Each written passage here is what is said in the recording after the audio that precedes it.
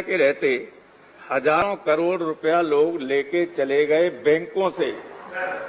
किसान की तो बात छोड़िए, जिस दिन किसान डिजिटल से व्यापार करने लगेगा उसे पैसा नहीं मिलेगा, कहां ढूंढता फिरेगा वो अंबानी अडानी को।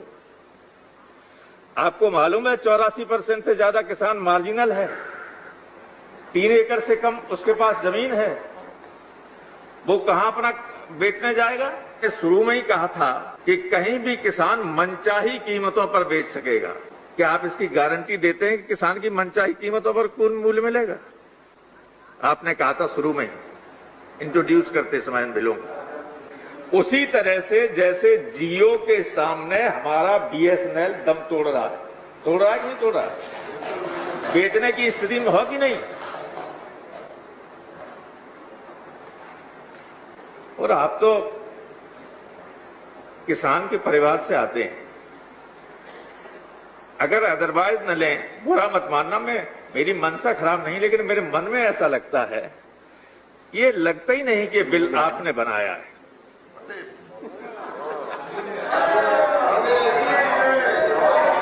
क्योंकि कोई किसान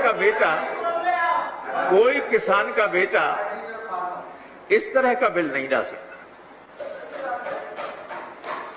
तोमर साहब, आप चंबल के किनारे के रहने वाले, मैं इन बिलों की टेक्निकलिटीज पर नहीं जाना चाहता। जो कुछ है सब किसान विरोधी है।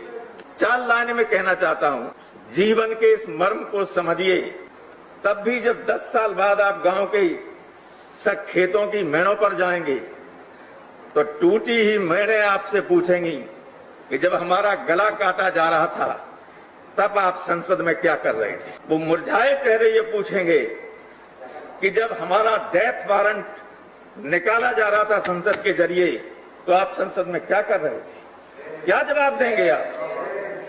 हम जवाब देने लायक नहीं होंगे। जीवन के मर्म को समझिए और हम सब पर ये लागू होता है। इसलिए ऐसे काम कीजिए कि आने वाले पीढ़ी कभी आपको दोषी न ठहराए। बहुत बहुत धन्यवाद।